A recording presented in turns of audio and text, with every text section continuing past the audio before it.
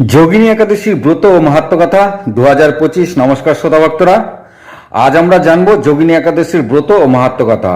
তো শ্রোতা ভক্তরা খুব মন দিয়ে শুনবেন। আগামী 22শে জুন রবিবার বাংলার 7ই আষাঢ় 2025 যোগিনী একাদশী পড়েছে। আর পারণ পরদিন সোমবার 23শে জুন সকাল 9:25 মধ্যে সেরে ফেলতে হবে। সময়টা খুবই গুরুত্বপূর্ণ শ্রোতা ভক্তরা, তাই অবশ্যই সকাল সকাল ঘুম থেকে উঠে ভগবানকে ভোগ নিবেদন করে পারণটা সেরে নেবেন। তো ভক্তরা, এই পবিত্র যোগিনী একাদশীর ব্রত কথা ব্রহ্মপুরাণে খুবই সুন্দরভাবে বর্ণিত করা হয়েছে, যেখানে যুধিষ্ঠির ও ভগবান শ্রীকৃষ্ণ সংবাদে বর্ণনা করা হয়েছে যে মহারাজ যুধিষ্ঠির ভগবান শ্রীকৃষ্ণকে জিজ্ঞাসা করলেন, হে জনার্দন, আসছে আষাঢ় মাসের কৃষ্ণপক্ষীয় একাদশীর নাম কি আর তার মাহাত্ম্যই বা কি?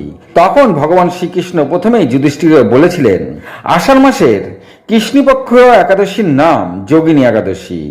এই একাদশী সব একাদশী থেকে আলাদা, আর এই একাদশীকে পরম পবিত্র একাদশী বলা হয়। তখন যুধিষ্ঠির এই যোগিনী একাদশীর মাহাত্ম্য জানতে চাইলেন। তো ভক্তরা, সে সময় ভগবান শ্রীকৃষ্ণ বলেছিলেন, একদা বহু প্রাচীনকালে অলকানগরে কুবের নামে এক মহাপ্রতাপী ধর্মনিষ্ঠ যক্ষরাজ রাজত্ব করতেন। নাম তার কুবের। তিনি ভীষণই শিব ভক্ত ছিলেন। তিনি নিত্য শিবের আরাধনা করতেন, আর তারই একটি সুন্দর ফুলের বাগানও ছিল। সেখানে তারই অধীনে একজন মালি ছিলেন, নাম তার হেমমালি।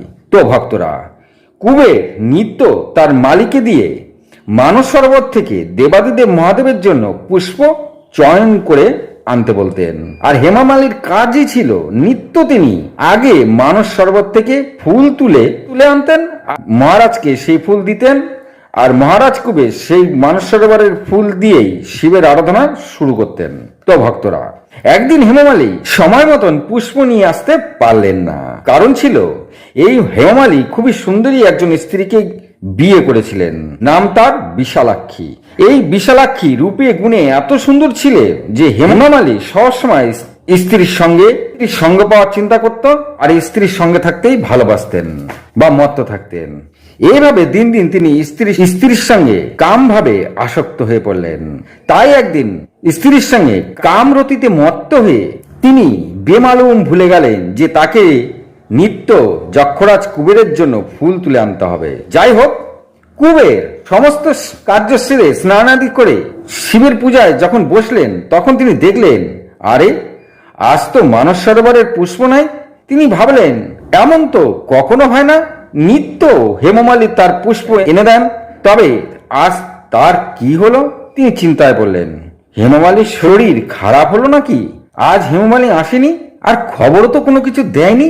তখন তিনি কিছু অনুচর পাঠালেন যে, যাও তোমরা আর গিয়ে দেখে এসো যে হেমমালির বাড়িতে গিয়ে দেখো হেমমালি সেখানে কি করছে, শরীর খারাপ কিনা বা তিনি কোথাও গেছেন কিনা খোঁজ নিয়ে এসো। তিনি আদেশ দিতেই অনুচর সোজা হেমমালির বাড়িতে এসে হাজির হলেন।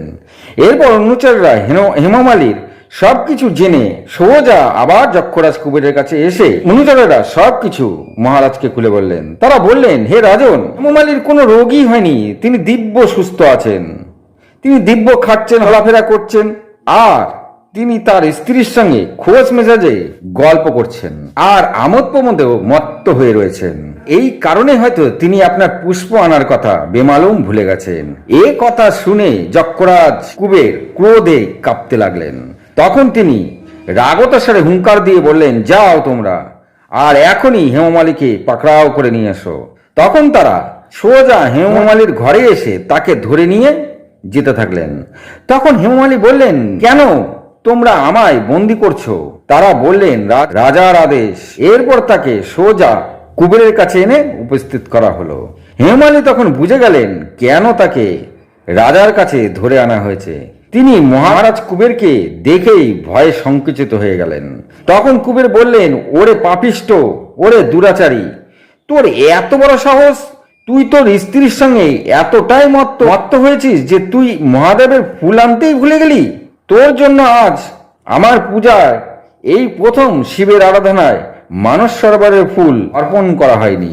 তোকে আমি অভিশাপ দিচ্ছি, তোর স্ত্রীকে নিয়ে তুই এত মত্ত থাকিস, তুই ও তোর স্ত্রী সহ তোদের এখনই অধোগতি হোক, তোরা এখনই মত্তলোকে কষ্টভোগ কর, তোর দেহে যেন শ্বেত কুষ্ঠ হয় আর তুই তার যন্ত্রণা ভোগ কর। এই বলে হেমমালিকে ছেড়ে দিলেন। হেমমালি তখন সোজা বাড়ি এসে স্ত্রীকে সব বললেন। তখন তারা সেই অভিশাপের কথা শুনে খুবই দুঃখী হলেন এবং পর মুহূর্তেই হেমমালি স্ত্রী সহ মত্তলোকে এক ঘন জঙ্গলের মধ্যে এসে পড়লেন। আর তারপরে ধীরে ধীরে হেমমালির সারা দেহে শ্বেত কুষ্ঠরোগে ভরে গেল। তাতে তিনি ভীষণ যন্ত্রণা ভোগ করতে থাকলেন। তারা দুজন অভুক্ত রইলেন, তারা খাওয়ার খুঁজে পেলেন না। এভাবেই খাওয়ার অভাব চলতে থাকলো আর কুষ্ঠের যন্ত্রণায় তিনি কখনো আরাম বোধ করতে থাকলেন না। রাত্রিবেলাও তার ঘুম আসতো না, চরম দুর্দশায় তার জীবন কাটতে লাগলো। কিন্তু ভক্তরা, হেমমালি এত কিছু হবার পরও তিনি শিবের ওপর রাগ করেননি।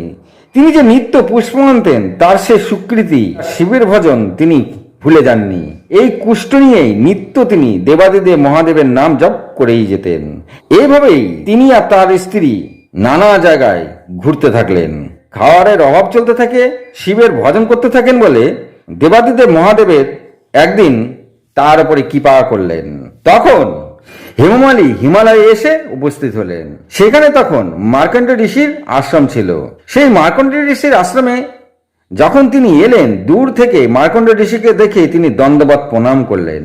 তখন মার্কণ্ড ঋষি দূর থেকে হেমমালিকে দেখেই বুঝতে পারলেন এই ব্যক্তির এমন করুণ দশা, কুষ্ঠরোগে আক্রান্ত, নিশ্চয়ই কারো অভিশাপ প্রাপ্ত হয়েছেন।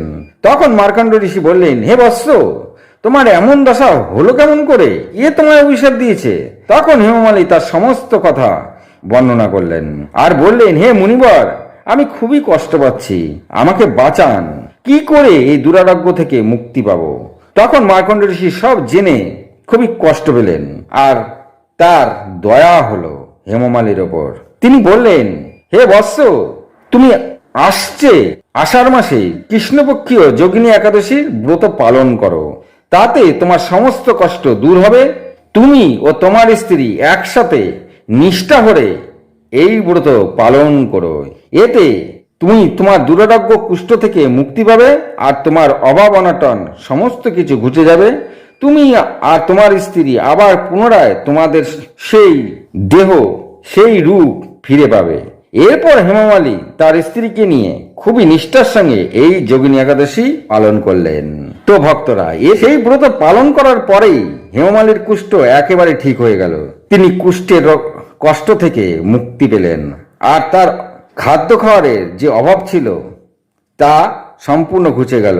তিনি তার স্ত্রীকে নিয়ে সোজা আর নিজের ঘরে এসে পড়লেন। পুনরায় তিনি যেভাবে জীবনযাপন করছিলেন সেভাবেই তিনি আবার জীবনযাপন করা শুরু করলেন। তো শ্রোতা ভক্তরা, বোঝা গেল এই যোগিনী একাদশীকে পরম পবিত্র একাদশী বলা হয়। এই একাদশী স্বামী স্ত্রী একসঙ্গে করবেন, তাহলে যদি কারো দুরারোগ্য থাকে সেই দুরারোগ্য থেকেও, সেই কষ্ট থেকে মুক্তি পাবে এবং যদি সংসারে অভাব অনটন থাকে তার থেকেও মুক্তি হয়ে যাবে।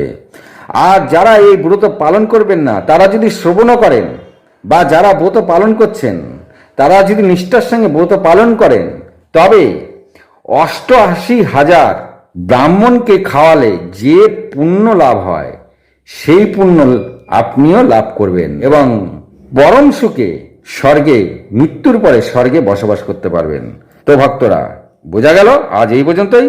যদি ভালো লাগে একটি সাবস্ক্রাইব করে দেবেন। ভালো থাকুন, সুস্থ থাকুন, নমস্কার।